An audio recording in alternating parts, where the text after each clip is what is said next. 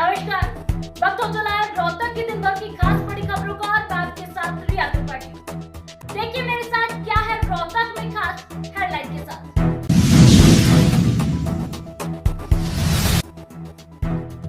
हरियाणा सरकार का ऐतिहासिक फैसला, हरियाणा के 1,20,000 कच्चे कर्मचारियों को किया जाएगा पक्का। हरियाणा सरकार के इस फैसले के बाद कर्मचारियों में खुशी की लहर, कर्मचारियों ने मुख्यमंत्री नायब सैनी का किया धन्यवाद।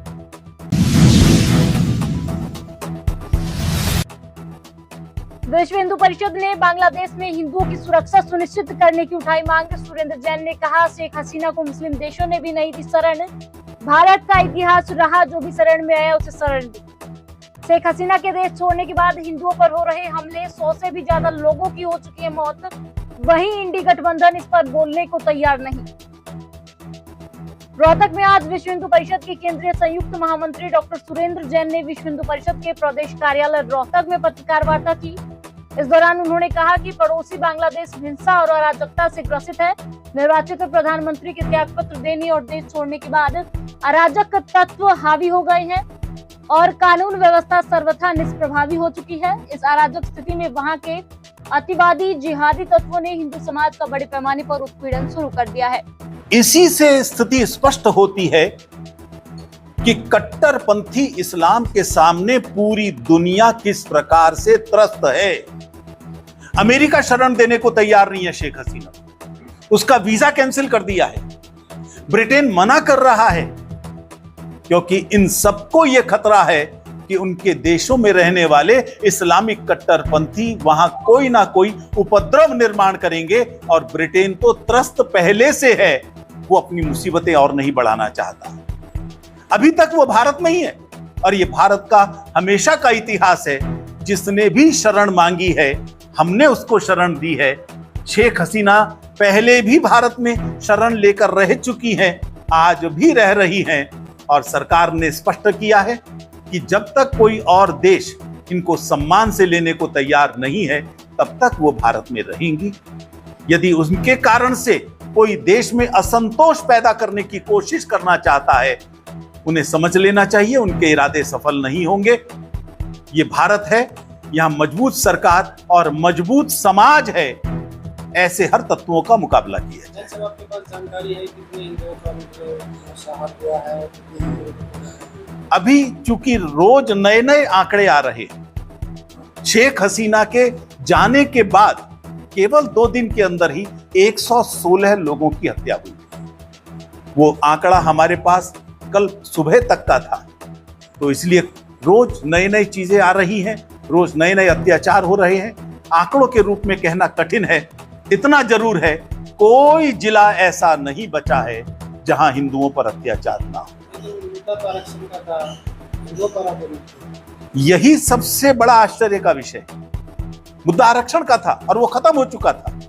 हिंदू कहां से आते हैं? वो केवल मौका ढूंढते हैं और एहसान भूल जाते हैं। इस्कॉन मंदिर जहां से उनकी विपत्ति के समय 6 लाख लोगों को रोज खाना खिलाया जाता था, सबसे पहले वो इस्कॉन मंदिर जलाया है। वो काली मंदिर जहां कोरोना पीरियड में रोज खाना दिया जाता था, उस मंदिर को इन्होंने जलाकर राख कर दिया है। ये कट्टरपंथी एहसान फरामोश हैं, जिसने भी एहसान किया है उस पर किया है। निशाना हिंदू ही है, बहाना कुछ भी लगा।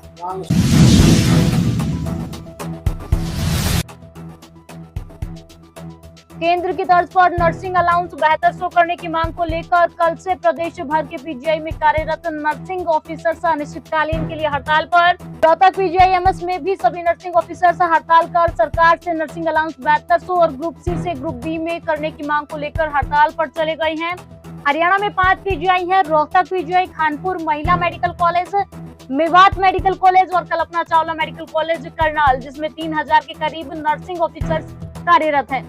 आपको बता दें सबसे ज्यादा नर्सिंग ऑफिसर्स रोहतक के पीजीआई में है और सबसे पुराना रोहतक पीजीआई है। इसमें 1000 से भी ज्यादा कार्यरत हैं नर्सिंग ऑफिसर्स।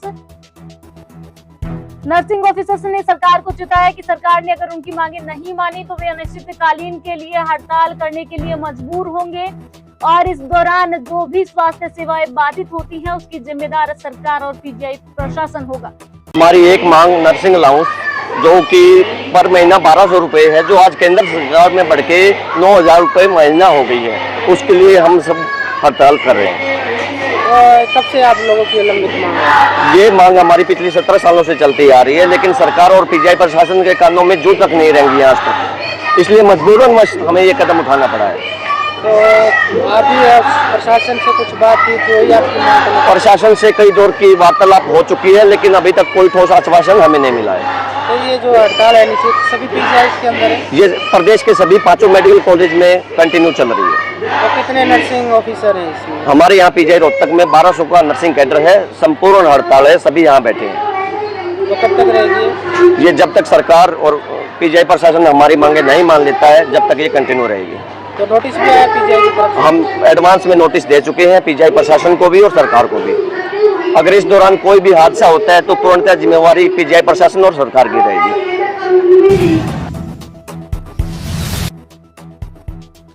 हरियाणा रिटायर्ड कर्मचारी कांग्रेस सेल के प्रदेश अध्यक्ष ने बताया कि रिटायर्ड कर्मचारी कांग्रेस के कार्यकर्ताओं का सम्मेलन रिटायर्ड एम्प्लॉयज कांग्रेस प्रकोष्ठ जिला यमुनानगर में 9 अगस्त को 9:30 बजे इंटेक भवन में जिला कार्यकर्ता सम्मेलन होगा, जिसमें यमुनानगर के जिला अध्यक्ष और सभी पदाधिकारियों को राज्य अध्यक्ष रिटायर्ड एम्प्लॉयज प्रकोष्ठ हरियाणा व रादौर से कांग्रेस विधायक BL सैनी नियुक्ति पत्र प्रदान करेंगे। वहीं उन्होंने बताया कि 9 अगस्त को ही दोपहर बाद 3 बजे अंबाला सिटी में कांग्रेस पार्टी के वरिष्ठ नेता निर्मल सिंह के निवास पर जिला अंबाला के रिटायर्ड एम्प्लॉयज कार्यकर्ता का जिला सम्मेलन होगा, जिसमें जिला अध्यक्ष अंबाला व सभी पदाधिकारी को रिटायर्ड एम्प्लॉयज कांग्रेस के प्रदेश अध्यक्ष महावीर मलिक तथा कांग्रेस पार्टी के वरिष्ठ नेता निर्मल सिंह नियुक्ति पत्र प्रदान करेंगे। सर्व कर्मचारी संघ हरियाणा 18 अगस्त को कुरुक्षेत्र में मुख्यमंत्री आवास पर करेगा राज्य स्तरीय प्रदर्शन। आपको बता दें, आज ये फैसला सर्व कर्मचारी संघ हरियाणा की जिला कार्यकारिणी की मीटिंग में लिया गया है। सर्व कर्मचारी संघ हरियाणा की जिला कार्यकारिणी की मीटिंग रोहतक में प्रधान करमवीर सिवाज की अध्यक्षता में कर्मचारी भवन सुखपुरा चौक में संपन्न हुई, जिसका संचालन सचिव मंजीत पांचाल ने किया। मीटिंग में मुख्य रूप से जिले में 26 जुलाई को हुए प्रदर्शन पर उपायुक्त के माध्यम से ज्ञापन देने के कार्यक्रम की समीक्षा की, जिसमें तमाम विभागों के पदाधिकारियों ने बड़ी संख्या में हिस्सा लिया। जबरदस्त प्रदर्शन के बाद भी सरकार कर्मचारियों की समस्याओं को नजरअंदाज कर रही है, जिससे कर्मचारियों में भारी आक्रोश है और इसी रोष को देखते हुए इस मीटिंग में ये फैसला लिया गया है कि अब आंदोलन को तेज किया जाएगा। ये सभी विभागों की एक मीटिंग आयोजित की थी, जिसमें हमने पिछले जो आंदोलन हमारे चल रहे हैं उनकी समीक्षा जो है वो की गई और 4 जुलाई पर सभी संगठनों की मांग को ध्यान में रखते हुए हमने 18 अगस्त को कुरुक्षेत्र में सेक्टर 3 में जो सीएम साहब का कैंप ऑफिस है, तो वहाँ हमने उसके घेराव का या वहाँ जाकर के हमने ज्ञापन देने का कार्यक्रम बनाया है। तो हम शांतिपूर्वक और अनुशासनबद्ध तरीके से पूरे हरियाणा भर के कर्मचारी जो है सर्व कर्मचारी संघ के बैनर के नीचे सीएम साहब के नाम अपनी जो मांगे हैं ज्ञापन उनका सौंपेंगे, क्योंकि हम देख रहे हैं कि पिछले लगातार 10 साल से सर्व कर्मचारी संघ को कर्मचारियों की जो मांगों की लड़ाई लड़ने वाला सबसे बड़ा मंच है, सबसे बड़ा संघ है, उसको एक बार भी बुलाकर के कर्मचारियों की मांगे मानना तो दूर अपितु दमनकारी नीतियों से और यूनियनों में दोफाड़ करने का काम सरकार कर रही है और विभिन्न जो BMS जैसे संगठनों को खड़ा करके तो कर्मचारियों में फूट डालने का उसका इरादा है। इन नापाक इरादों का हम जो है इनकी हम निंदा करते हैं और 18 अगस्त को हमने सभी कर्मचारियों ने जो है सभी विभागों में हम संपर्क करेंगे और यहाँ यूनियनों के नेता आए तो सब ने ये दावा किया कि हमारे जो हमारा अपना विभाग है सब उसमें से बढ़ चढ़ करके वहाँ कर्मचारी जो है अपने साधनों से जाएंगे। सुप्रीम कोर्ट के द्वारा SC और ST वर्ग के आरक्षण में 1 अगस्त को कोटे को लेकर फैसला दिया है, जिसमें अब राज्य सरकार SC और ST में कोटे का बंटवारा कर सकते हैं।